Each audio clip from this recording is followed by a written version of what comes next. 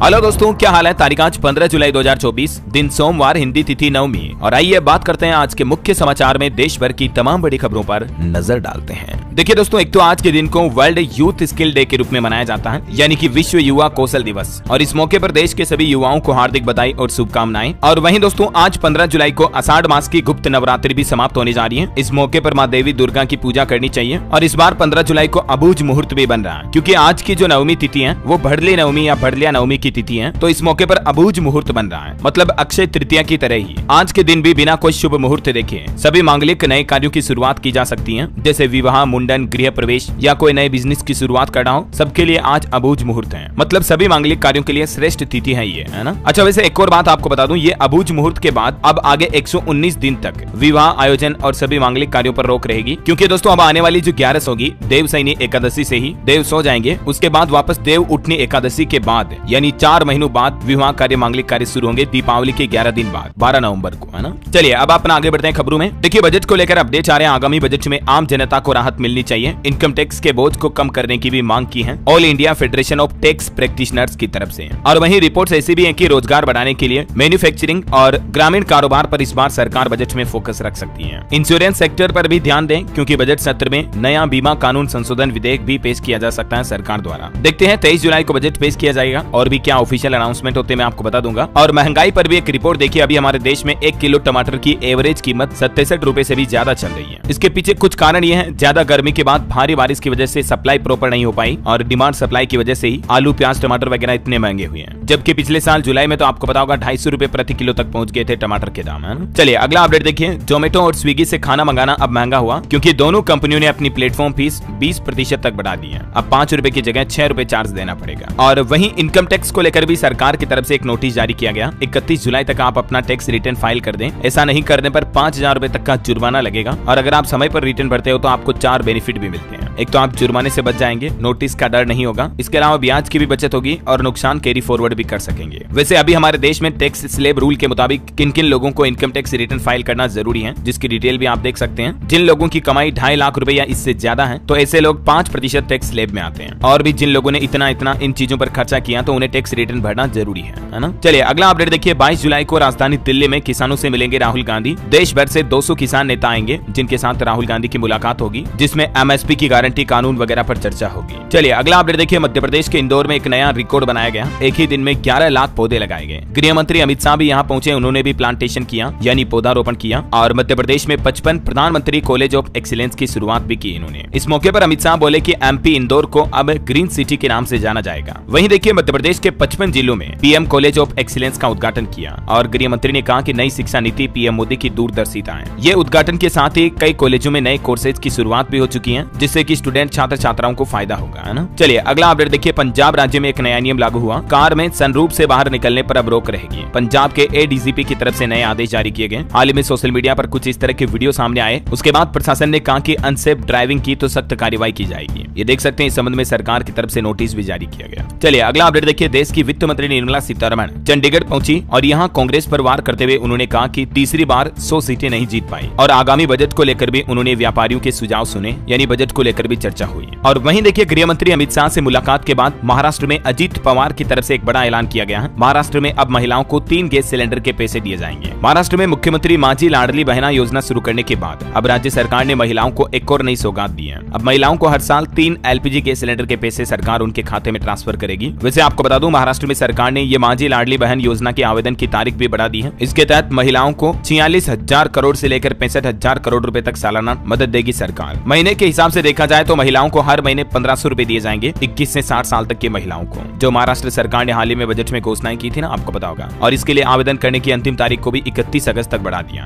है ना। इसके अलावा देखिए, महाराष्ट्र में राकांपा अध्यक्ष अजीत पवार की तरफ से भी बड़ा ऐलान किया गया। महायुति सरकार महिलाओं और लड़कियों को ये एक और बड़ा तोहफा देगी, जिसमें 2.5 लाख रुपए से कम वार्षिक आय वाली महिलाओं को और लड़कियों को 3 LPG गैस सिलेंडर के पैसे हर साल दिए जाएंगे, है ना। चलिए दोस्तों अगला अपडेट देखिए। सावधान हो जाइए, सरकार की तरफ से अलर्ट जारी किया गया। अगर आपके पास भी आया है इस तरह का सरकारी ऑफिस से ई नोटिस। देश के साइबर विंग की तरफ से एक एडवाइजरी जारी की गई जिसमें बताया गया कि अगर आपके पास भी कोई फर्जी ईमेल आया है तो आपको सावधान हो जाने की जरूरत है, क्योंकि ये ईमेल आपको धोखाधड़ी का शिकार बना सकता है। आजकल कई लोगों को फर्जी नोटिस जारी किए जा रहे हैं, तो गृह मंत्रालय की तरफ से साइबर शाखा ने चेतावनी दी और कहा कि आप इस तरह के नोटिस के सत्यापन के लिए 1930 हेल्पलाइन नंबर पर कॉल करें और ईमेल में किसी भी तरह का लिंक आए तो भूल कर भी क्लिक ना करें। और हाँ, ये बात ध्यान रखें कि अगर सरकार का कोई ऑफिशियल मेल आता है ना, तो ईमेल सेंडर वेबसाइट के पीछे .gov.in एक्सटेंशन होता है। ये सरकार की ऑफिशियल वेबसाइट का डोमेन एक्सटेंशन होता है, जैसे .com.in होता है वैसे .gov.in। चलिए अगली बड़ी खबर देखिए, मुस्लिम महिलाओं को गुजारा भत्ता मंजूर नहीं है, सुप्रीम कोर्ट के आदेश को चुनौती देगा मुस्लिम पर्सनल लॉ बोर्ड। दरअसल दोस्तों, हाल ही में आपको पता होगा सुप्रीम कोर्ट की तरफ से एक फैसला सुनाया गया था कि हमारे देश में तलाकशुदा मुस्लिम महिला भी पति से गुजारा भत्ता लेने की हकदार है, जैसे हिंदू महिलाएं होती है ना वैसे ही। तो सुप्रीम कोर्ट के इस आदेश के बाद अब मुस्लिम पर्सनल लॉ बोर्ड का ये कहना है कि तलाकशुदा मुस्लिम महिलाओं को गुजारा भत्ता दिए जाने का फैसला शरीयत से अलग है, मतलब इनका जो मुस्लिमों का शरीयत कानून है इससे अलग है। तो ये अब मुस्लिम बोर्ड की तरफ से इस फैसले का विरोध किया जा रहा है। हालांकि इस विरोध पर हाल ही में कुछ बयान भी दिए। यशवीर महाराज ने कहा कि शरीयत नहीं बल्कि देश का कानून चलेगा, जो सुप्रीम कोर्ट का आदेश नहीं मानते हैं वह देश छोड़कर चले जाएं। तो अब इस मुद्दे को लेकर भी काफी कंट्रोवर्सी हो रही है। देखते हैं सुप्रीम कोर्ट की तरफ से अब इस पर और क्या फैसला आता है, अपडेट में आपको बता दूंगा। और वहीं देखिए अगली खबर, कारगिल युद्ध के 25 साल के मौके पर वायुसेना ने ऑपरेशन सफेद सागर को याद किया और शहीद नायकों को श्रद्धांजलि दी। ये तस्वीरें आप देख सकते हैं कारगिल विजय दिवस की सेलिब्रेशन की। वायुसेना ने एयर शो भी किया।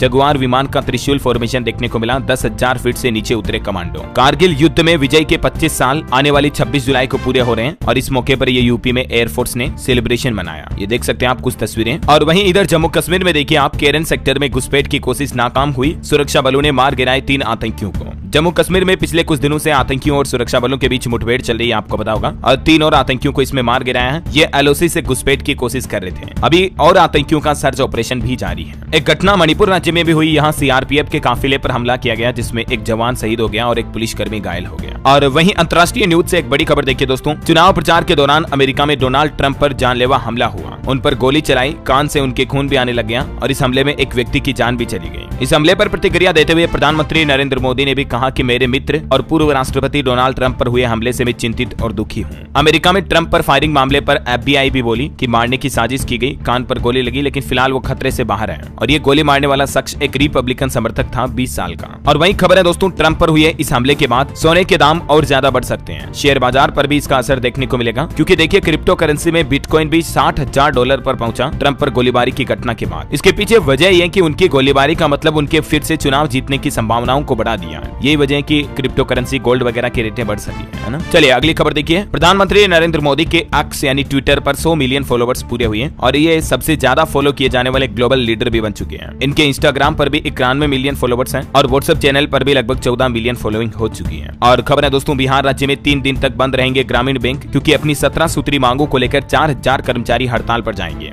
और इसके चलते 1000 से भी ज्यादा ब्रांचेज में कामकाज ठप रहेगा। बिहार में अगले 3 दिन ये ग्रामीण बैंकों में कोई कामकाज नहीं हो पाएगा, क्योंकि 13-14 जुलाई को भी छुट्टी थी संडे वगैरह के चलते, और अब 15-16 जुलाई को हड़ताल है। फिर 17 जुलाई को मुहर्रम के चलते वापस बैंकों की छुट्टियां रहेगी। तो इस तरह से लगभग 5-6 दिन बैंकों की छुट्टियां हो चुकी हैं अब यहाँ। और वहीं खबर देखिए, उत्तराखंड राज्य में एक नया आदेश जारी हुआ, कोचिंग सेंटर पर अब शिकंजा कसा जाएगा। ये नियम का पालन करना अनिवार्य होगा, वरना कोचिंग सेंटर बंद करने पड़ेंगे। दरअसल उत्तराखंड में उच्च शिक्षा मंत्री की तरफ से कुछ निर्देश जारी किए गए, जिसके मुताबिक कोचिंग सेंटर से संबंधित किसी भी प्रकार का विवाद होगा तो एक तो उनके समाधान के लिए जनपद स्तर पर ही अपीलीय प्राधिकारी का गठन किया जाएगा। ठीक है, इसके अलावा सरकार की तरफ से कुछ नए मानक भी तय किए गए हैं, जिसकी डिटेल भी आप देख सकते हैं। और वहीं देखिए, खेल जगत से भारत के लिए बड़े गर्व की बात निकल कर आ रही दोस्तों। इस साल 2024 में भारत ने सबसे ज्यादा क्रिकेट मैच जीते हैं। जी हाँ, भारतीय टीम के नाम पर यह नया रिकॉर्ड बन चुका है। और अभी जो जिम्बाब्वे और इंडिया की सीरीज चल रही, इसमें भी 4-1 से टीम इंडिया ने T20 सीरीज को जीत लिया है। आखिरी मैच में भी जिम्बाब्वे को हराया। Allrounder Shivam man of the match घोषित किए गए और सुंदर प्लेयर ऑफ द सीरीज घोषित किए गए। और जो पाकिस्तान के साथ वर्ल्ड चैंपियंस लीजेंड्स फाइनल का मैच हुआ, उसमें भी पाकिस्तान को हराकर भारत चैंपियन बन चुका है। 5 विकेट से हराया पाकिस्तान को। रायडू की 50 देखने को मिली, अनुरीत ने 3 विकेट भी ली है। तो ये भी भारत के लिए बड़े गर्व की बात है वाकई में। और वहीं खबर देखिए, 46 साल बाद खुला उड़ीसा के पुरी जगन्नाथ मंदिर का खजाना। आउटर रत्न भंडार का सामान 6 संदूकों में सेल किया गया। और इस खजाने में कई क्विंटल सोना और चांदी और भी कई कीमती चीजें, हीरा जवाहरात निकलने वाले हैं। अब इनकी गिनती की जाएगी और एक पूरा डिजिटल रिकॉर्ड बनाया जाएगा। वैसे अनुमानित तौर पर यह खजाना कितना बड़ा हो सकता है, इसकी जानकारी अगर आप जानना चाहते हैं तो मैंने DLS न्यूज पर कल एक वीडियो डाला, आप ये वीडियो देख लीजिएगा। और खबर देखिए, अनंत अंबानी और राधिका की शादी का रिसेप्शन जारी है। देर रात रिसेप्शन हुआ। नीता अंबानी ने कहा कि कुछ गलती हुई तो माफ करिएगा। चलिए बड़ी खबर देखिए, ट्रेनी IAS अफसर पूजा खेड़कर पर कुछ सख्त कार्रवाई की गई। एक तो उनकी ओडी कार को जब्त कर लिया है क्योंकि लाल नीली बत्ती लगाकर घूमती थी। इनकी मां को भी नोटिस जारी किया। हाल ही में इनकी मां ने लाइसेंस पिस्टल से किसानों को धमकाया था। कुछ वीडियो सामने आए थे, आपने देखे भी होंगे। और इतना ही नहीं, महाराष्ट्र की IAS